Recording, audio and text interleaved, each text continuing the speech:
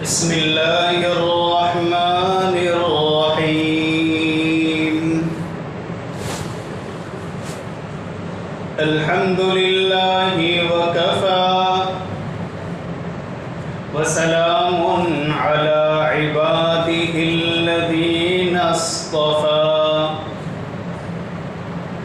اما بعد فاعوذ باللہ من الشیطان الرجیم بسم اللہ الرحمن الرحیم یا ایہا الذین آمنوا کلوا من طیبات ما رزقناکم واشکروا للہ ان کنتم ایاہ تعبدون سبحان ربک رب العزت عما یصفون وسلام علی المرسلین والحمد للہ رب العالمین اللہم صل علی سیدنا ومولانا محمد وعلی آل سیدنا ومولانا محمد وبارک وسلم۔ معزز و مکرم علماء کرام، بزرگان محترم اور برادران عزیز، اس وقت سورہ بقرہ کی 172ویں نمبر کی آیت شریفہ تلاوت کی گئی ہے، جس آیت کریمہ میں اللہ رب العزت نے حلال رزق کمانے، کھانے اور شکر گزاری کی ترغیب دی ہے کہ اگر تم واقعی میرے عبادت گزار بندے ہو تو حلال روزی کمانے کا اہتمام کرو، حلال روزی کھانے کا اہتمام کرو اور شکر گزار بنو۔ تو معلوم ہوا کہ حلال روزی کمانا، حاصل کرنا، کھانا، اس کے لیے محنتیں کرنا اور شکر گزاری کرنا، یہ عبادت گزار بندوں کی صفات میں سے ہیں۔ ہم کامل عبادت گزار اس وقت کہلائیں گے جب ہم حلال کمانے کا اہتمام کریں گے، حرام سے بچیں گے اور ساتھ ساتھ میں شکر گزار بنیں گے۔ وَقَلِيلٌ مِّنْ عِبَادِيَ الشَّكُورُ، شکر گزار بہت تھوڑے ہیں، مشہور بہت زیادہ ہیں، مقبول بہت تھوڑے ہیں، ناشکرے بہت زیادہ ہیں، شکر گزار بہت تھوڑے ہیں۔ اس لیے ہم شکر گزار بنیں اور حلال کمائی کا اہتمام کریں، انشاءاللہ کامل عبادت گزار بنیں گے۔ اللہ رب العزت نے مکمل کلام پاک میں اس امت مسلمہ کو 88 دفعہ براہ راست خطاب فرمایا۔ مفسرین نے لکھا ہے، گلدستہ تفاسیر پہلی جلد اور سورہ بقرہ کی آیت نمبر 104 کے ضمن میں مفسرین نے لکھا ہے، یہ بات گلدستہ تفاسیر میں ہے کہ یا ایھا الذین آمنوا پورے قرآن کریم میں 88 دفعہ ہے، 88 دفعہ اللہ رب العزت نے اس امت کو براہ راست خطاب فرمایا۔ یہ اس امت کا شرف ہے، یہ اس امت کے لیے عزت اور عظمت کی بات ہے کہ اللہ رب العزت ڈائریکٹلی امت کو خطاب کر کے فرما رہے ہیں، او میرے عبادت کرنے والے بندو، او میری توحید کا اقرار کرنے والو، کلوا من طیبات ما رزقناکم، پاکیزہ روزی کھانے کا اہتمام کرو۔ حضرت عبداللہ ابن مسعود رضی اللہ تعالیٰ عنہ سے ایک شخص نے نصیحت کی درخواست کی کہ حضرت مجھے کوئی نصیحت فرمائیے۔ حضرت نے فرمایا، جب تم قرآن کریم پڑھو اور یا ایھا الذین آمنو کے خطاب پر سے تمہارا گزر ہو، تم یا ایھا الذین آمنو پڑھو تو اس وقت اپنے کانوں کو متوجہ کر دو جی، اور پورے طور پر متوجہ ہو جاؤ کہ اللہ رب العزت ڈائریکٹلی بلا واسطہ تم سے خطاب کر رہے ہیں، کسی بات کا حکم دے رہے ہیں یا کسی بات سے منع کر رہے ہیں۔ اگر ہم بھی قرآن کریم پڑھتے پڑھتے یا ایھا آمنو پر سے گزر رہے ہیں تو ہمیں خیال کرنا چاہیے کہ کوئی شاہی اعلان ہو رہا ہے۔ اللہ تعالیٰ ہائے کتنے میرے مہربان رب ہے، ڈائریکٹلی مجھ سے خطاب کر کے کہہ رہے او میرے توحید کا اقرار کرنے والے بندے۔ عبداللہ ابن مسعود رضی اللہ تعالیٰ عنہ فرمایا کرتے تھے کہ جب میں قرآن کریم پڑھتے پڑھتے یا ایھا الذین آمنو کے خطاب سے گزرتا ہوں تو میرے بدن کے رونگٹے کھڑے ہو جاتے ہیں، میرے بدن کے رونگٹے کھڑے ہو جاتے ہیں۔ کیوں؟ اس لیے کہ خوشی بھی ہوتی ہے کہ شاہی اعلان ہے، اللہ تعالیٰ ڈائریکٹلی مجھ سے کہہ رہے ہیں میری توحید کا اقرار کرنے والے، تو خوشی بھی ہوتی ہے، لیکن دوسری طرف پابندی کا احساس بھی ہوتا ہے کہ کسی بات سے روک رہے، کسی بات کا حکم دے رہے، اگر میں نہیں کرتا تو مجھ پر عذاب ہے، اگر میں کرتا ہوں تو اللہ کی خوشی ہے، تو خوشی بھی ہوتی ہے اور پابندی کا احساس بھی ہوتا ہے۔ اور ہم قرآن کریم پڑھ رہے ہوتے ہیں یا قرآن کریم سن رہے ہوتے ہیں تو بالکل بے توجہی کے ساتھ سن رہے ہوتے ہیں، جیسے قاری قرآن پر ہم احسان جتلا رہے ہیں۔ یہ بہت ہی زیادہ قرآن کریم کی بے ادبی ہے، اور یہ علامت ہے اس بات کی کہ قرآن کریم سے ہمارا تعلق بالکل مضبوط نہیں ہے۔ اگر تراویح میں 1 گھنٹے میں ہمارے پیر دکھتے ہیں، درد کرتے ہیں، اور ہماری زبان سے حافظ قرآن یا امام صاحب سے متعلق اچھے جملے نکلتے ہیں، یعنی اچھے مطلب کچھ اور، تو سمجھ لیجئے کہ یہ علامت ہے اس بات کی کہ دل مردہ ہے، دل میں قرآن کریم سے محبت نہیں ہے، علم اور اہل علم کی عظمت نہیں ہے۔ یا ایھا الذین آمنو، او میری توحید کا اقرار کرنے والو، او میرے پیارے بندو، کلوا من طیبات ما رزقناکم، حلال روزی کھانے کا اہتمام کرو، پاکیزہ روزی کھاؤ۔ معارف القرآن شفیعی میں حضرت مفتی محمد شفیع صاحب نور اللہ مرکزہ نے اس آیت کریمہ کی تفسیر میں حلال روزی کے 6 فائدے لکھے ہیں۔ ہم سب حلال روزی کا اہتمام کریں، کمائیں، محنتیں کریں، انشاءاللہ یہی 6 فائدے موت سے پہلے اپنی زندگی میں ہم محسوس کر لیں گے، ہم خود دیکھ لیں گے۔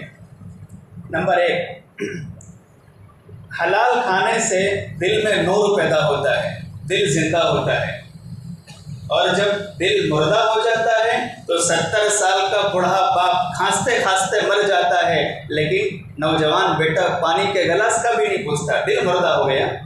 ماں تڑپ رہی ہوتی ہے، بیٹا نہیں پوچھتا۔ کسی کی جان جا رہی ہے، ویڈیو بنائیں گے، لیکن تیمارداری یا اس کی خاطر تواضع کرنا یہ ممکن اور نہیں ہوگا۔ کیوں؟ اس لیے کہ دل مردہ ہے۔ اگر ہم حلال کھائیں گے ہمارا دل زندہ ہوگا، ورنہ دل مردہ ہو جاتا ہے۔ یہ اپوزٹ بات ہے، حلال کھائیں گے دل زندہ ہوگا، ورنہ دل مردہ ہو جائے گا۔ نمبر 2، اخلاق رذیلہ سے نفرت ہو جاتی ہے، برے اخلاق، بری عادتیں، انسان ان سے بچتا ہے۔ حلال جب کھانا کھاتا ہے تو اندر سے دل تقاضا کرتا ہے کہ برے اخلاق سے بچو، اور جب بندہ حرام کماتا ہے، حرام کھاتا ہے، سود بیاج پر، رشوت پر اپنی کمائی کر رہا ہوتا ہے، تو اس کے اندر پھر عادتیں بھی ویسی ہی پیدا ہوتی ہیں، اس لیے کہ کھانا ہی حرام کا اندر اتر رہا ہے۔ نمبر 3، اچھے اخلاق اختیار کرنے کا شوق پیدا ہوتا ہے۔ نمبر 4، عبادات میں دل لگتا ہے۔ اکثر کا تو یہی تو مسئلہ ہے، قرآن کریم پڑھنے کے لیے کھولتے ہیں، بس دل ہی نہیں لگتا۔ نماز پڑھنا آنا چاہتے ہیں مگر ہمت نہیں ہوتی، فجر میں تو اٹھنا ہی مشکل ہے، تہجد کے نوافل تو کب ادا کریں گے، صبح شام کی تسبیحات رہ جاتی ہے۔ علامت ہے اس بات کی کہ ضرور کچھ نہ کچھ کمائی میں گڑبڑی ہے، اسی لیے تو دل مردہ ہو گیا، عبادات میں جان نہیں ہے۔ اور نمبر 5، گناہ سے دل گھبراتا ہے۔ جب بندہ حلال کماتا ہے، حلال روزی کھاتا ہے، تو اس کا دل گناہوں سے گھبراتا ہے، گناہ سے بچتا ہے۔ مرشد داعی اللہ حضرت مولانا صلاح الدین صاحب سیفی نقشبندی دامت برکاتہ العالیہ اس امت کا بہت عظیم قیمتی سرمایہ ہے۔ اللہ تعالی حضرت کو ہمیشہ سلامت بعافیت رکھے اور آپ کے فیض کو ہمیشہ تا قیامت جاری رکھے۔ حضرت نے ایک مرتبہ فرمایا کہ ایک اللہ والے اپنے مریدین کے ساتھ بیٹھے ہوئے تھے، انہوں نے گردن اٹھائی اور مریدین سے کہا، میرے پیارو، اللہ کا ولی بننا چاہتے ہو؟ اللہ کے دوست بننا چاہتے ہو؟ سب نے کہا جی حضرت ضرور، ہماری چاہت ہے ہم اللہ کے ولی بن جائیں، اللہ کے دوست بن جائیں۔ حضرت نے کہا صرف ایک کام کرنا ہے۔ کہا اچھا، اللہ کا ولی بننا اتنا آسان ہے کہ اتنا ہی آسان ہے، بس ایک کام کرنا ہے، اور وہ کام کرنا بھی نہیں بلکہ چھوڑنا ہے، وہ کام کرنا بھی نہیں ہے بلکہ چھوڑنا ہے۔ کہا حضرت کیا کام کرنا ہے؟ اور وہ کرنا بھی نہیں چھوڑنا ہے۔ کہا ہاں بس ایک کام ہے جو کرنا بھی نہیں بلکہ چھوڑنا ہے، وہ کام ہے گناہ کرنا چھوڑ دو۔ گناہ کرنا چھوڑ دو کہ اللہ کے ولی بن جاؤ گے، گناہ کرنا چھوڑ دو اللہ کے ولی بن جاؤ گے۔ جب بندہ حرام کماتا ہے، سود بھی کھایا جا رہا ہے، رشوت پر پیسے کما رہا ہے جی، تو پھر عبادات میں دل نہیں لگے گا، گناہ سے دل گھبرائے گا تو کیا خود گناہ کا تقاضا دل میں پیدا ہوگا، دل مردہ ہو جاتا ہے۔ اصل یہ نتیجہ ہوا کرتا ہے۔ اور نمبر 6، دعائیں بھی قبول نہیں ہوتی، دعائیں بھی قبول نہیں ہوتی، اور پھر اللہ ہی کے شکوے ہوتے ہیں۔ پتہ نہیں اللہ تعالیٰ کو ہم سے کیا بیر ہے، نعوذ باللہ، اللہ کو ہم سے بیر ہے۔ اس مہربان رب نے ہمیں 3 ٹائم اپنا گرم گرم کھانا کھلایا، روزی دی، اس کو ہم سے بیر ہوگا؟ ان ربی لسمیع الدعاء، اللہ تعالیٰ سب کے دعاؤں کو سننے والے ہیں۔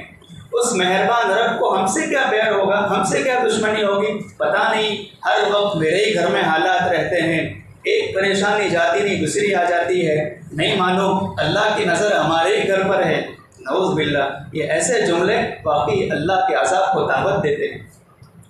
یہ نہیں دیکھتے کہ میں حرام کما رہا ہوں، میرا کاروبار سب سود پر چل رہا ہے، پارٹنرشپ میں کاروبار کر رہے ہیں، پارٹنرشپ میں اپنے ہی پارٹنر کو دھوکہ دے کے زیادہ پیسہ ہم لے رہے ہیں، اور دعائیں قبول نہیں ہوتی تو کہتے ہیں دعائیں قبول نہیں ہو رہی۔ کیسے ہوگی جبکہ پیٹ میں حلال لقمہ تو جا ہی نہیں رہا ہے؟ اس لیے بہت ضرورت ہے ہم اس اعتبار سے سوچیں۔ اب برا نہ لگائیں، یہ منبر رسول ذمہ داری کی جگہ ہے، یہاں سے بکواس نہیں ہونا کیا جاتا، ذمہ داری سمجھائی جائے، جو سماج کی ضرورت ہے اس کو یہاں سے بیان کیا جائے۔ اگر آپ کو تکلیف پہنچ رہی ہو تو پہنچنے دیجیے، مجھے کوئی فرق نہیں پڑتا، بس اتنا ہے اگر آپ پیغام سمجھ جائے تو میرے لیے بھی عافیت ہے، آپ کے لیے بھی عافیت ہے۔ حلال روزی کمانے کا اہتمام کریں۔ سفیان ثوری رحمۃ اللہ علیہ فرماتے تھے کہ ایک مرتبہ حضرت عیسیٰ علیہ السلام سے کسی نے درخواست کی کہ حضرت مجھے کوئی نصیحت فرمائیے۔ حضرت عیسیٰ علیہ السلام نے فرمایا انظر خبزک من عین، کیا کہا؟ اپنی روٹی کو دیکھ کہاں سے آ رہی ہے، حلال ہے یا حرام ہے، اس کا اہتمام کر۔